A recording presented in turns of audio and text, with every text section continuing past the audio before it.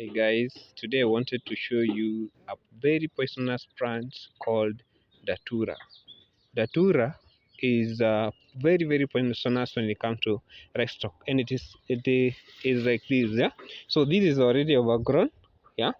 This is already overgrown, and when it is overgrown, it produces that, and these are the seeds, huh?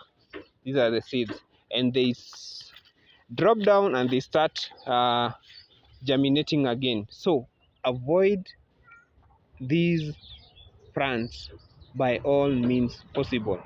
This one is very poisonous when it comes to dairy farming and any livestock. Yeah, you see, even this one, this is the same datura. So the best thing that you can do is like now these already dried.